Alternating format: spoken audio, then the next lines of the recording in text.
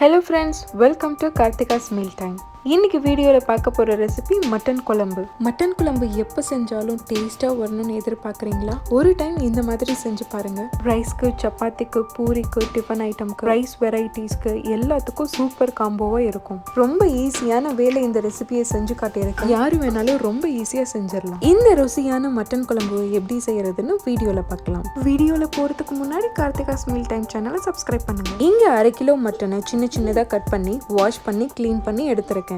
இந்த க்ளீன் பண்ணி இருக்க மட்டன்ல 1/2 டீஸ்பூன் மல்லித்தூள், 1 டேபிள் ஸ்பூன் மிளகாய்த்தூள், 1 டீஸ்பூன் மஞ்சள் தூள், தேவைக்கேற்ப உப்பு, 1/2 டேபிள் ஸ்பூன் இஞ்சி பூண்டு விழுது சேர்த்து இதை நல்லா மிக்ஸ் பண்ணிக்கலாம். ஃப்ரெண்ட்ஸ், சப்போஸ் உங்களுக்கு காரம் அதிகமாக வேணும்னா அதுக்கு தகுந்த மாதிரி சில்லி பவுடர் ஆட் பண்ணிக்கோங்க. இப்போ இந்த மிக்ஸ் பண்ணின மட்டனை 30 மினிட்ஸ் ஊற வச்சிடலாம். அடுத்ததான் மசாலா ப்ரிப்பரேஷனுக்காக ஒரு கடாயில் 2 டேபிள் ஸ்பூன் மல்லி, 1 டீஸ்பூன் மிளகு, கலருக்காக 2 காஷ்மீரி சில்லி, அதே மாதிரி 2 காய்ந்த மிளகாய் எடுத்திருக்கேன். ஏற்கனவே மட்டன்ல மிளகாய் தூள் ஆட் பண்ணதுனால நான் 2 மட்டும் எடுத்திருக்கேன். 1 டீஸ்பூன் சோம்பு, 1 டீஸ்பூன் சீரகம் சேர்த்து நல்லா பொன்னிறமா வறுத்து எடுத்துக்கலாம். இங்க மசாலாஸ்லாம் மீடியம் ஃப்ளேம்ல வச்சு வறுத்துக்கலாம். ஹை ஃப்ளேம்ல வச்சு ஃப்ரை பண்ணா மசாலாஸ்லாம் கருகிடும். இப்போ இது பொன்னிறமானதும் இது ஒரு பிளேட்க்கு மாத்திக்கலாம். அடுத்ததான் அதே கடாயில 4 டேபிள் ஸ்பூன் ஆயில் ஹீட் ஆனதும் ஒரு பெரிய வெங்காயம் இந்த மாதிரி ஸ்லைசஸா கட் பண்ணியிருக்கேன்.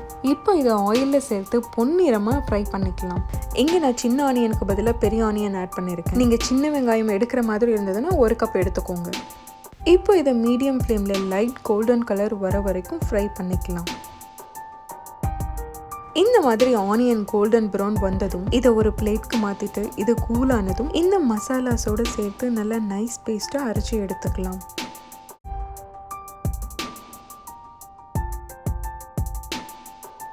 அடுத்ததான் இங்கே மட்டன் கறி நான் குக்கரில் செய்யறதுனால ஸ்டவ் ஆன் பண்ணிட்டு ஒரு குக்கரில் 2 டேபிள் ஸ்பூன் ஆயில் ஹீட் ஆனதும் 1 டீஸ்பூன் கடுகு, 1 சின்ன வெங்காயம் பொடி பொடியாக கட் பண்ணினது, 1 பச்சை மிளகாய், கொஞ்சம் கருவேப்பிலை சேர்த்து 2 நிமிஷம் மீடியம் ஃப்ளேமில் வதக்கிக்கலாம்.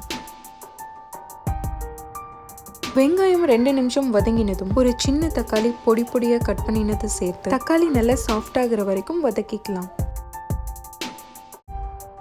அடுத்ததான் இந்த மாதிரி தக்காளி நல்லா சாஃப்டானதும் மேரினேட் பண்ணி வச்சிருக்க மட்டன் சேர்த்து இதை நல்லா மிக்ஸ் பண்ணிக்கலாம். நான் ஏற்கனவே இங்க உப்பு காரம் எல்லாம் போட்டதுனால நான் எக்ஸ்ட்ரா எதுவும் ஆட் பண்ணல. இப்போ இந்த மட்டனை 5 நிமிஷம் மீடியம் ஃப்ளேம்ல குக் பண்ணிக்கலாம். அதாவது மட்டன்ல இருந்து வாட்டர் லூஸ் அவுட் ஆகுற வரைக்கும் குக் பண்ணிக்கலாம். இந்த மாதிரி மட்டன்ல இருந்து தண்ணி லூஸ் அவுட் ஆனதும் 1 கப் வாட்டர் சேர்த்து குக்கர்ல மூடி போட்டு 3-4 விசில் விட்டு எடுத்துக்கலாம். குக்கரில் 4 விசில் வந்ததும் அதனோட ப்ரெஷர் ஃபுல்லாக போனதும் குக்கர் மூடியை ரிமூவ் பண்ணிட்டு அரைச்சி வச்சிருக்க மசாலா பேஸ்ட்டை ஆட் பண்ணிக்கலாம். நான் இந்த மசாலாஸோட எக்ஸ்ட்ரா 1 கப் தண்ணி ஆட் பண்ணியிருக்கேன். எனக்கு இங்கே மட்டன் குழம்பு கன்சிஸ்டன்சியில் வேணுங்கிறதுக்காக தண்ணி அதிகமாக ஆட் பண்ணியிருக்கேன். சப்போஸ் உங்களுக்கு கிரேவி மாதிரி வேணும்னா அதுக்கு தகுந்த மாதிரி தண்ணி கம்மியாக ஆட் பண்ணிக்கோங்க. இங்கே மட்டன் குழம்பு இன்னும் ஃப்ளேவர்ஃபுல்லாக இருக்கிறதுக்காக 1 டீஸ்பூன் கரம் மசாலா ஆட் பண்ணிக்கலாம். இப்போ இதை மீடியம் ஃப்ளேமில் 15 மினிட்ஸ் கொதிக்க விடலாம். அதாவது மட்டன்ல இருந்து ஆயில் லூஸ் அவுட் ஆகுற வரைக்கும் குக் பண்ணிக்கலாம். எனக்கு இங்க 20 மினிட்ஸ் ஆயிடுச்சு. மட்டன்ல இருந்து நல்லா ஆயில் வெளிவந்திருக்கு. ஸ்டவ் ஆஃப் பண்ணிட்டு கார்னிஷிங்காக கொஞ்சம் மல்லி இலை, கருவேப்பிலை சேர்த்துக்கலாம். இந்த ஃப்ரைட் ஆனியன் மட்டன் குழம்பு நீங்களும் வீட்டில் செஞ்சு பார்த்துட்டு எப்படி இருந்ததுன்னு எனக்கு கமெண்ட்ல போஸ்ட் பண்ணுங்க. தேங்க்யூ ஃபார் வாட்சிங்.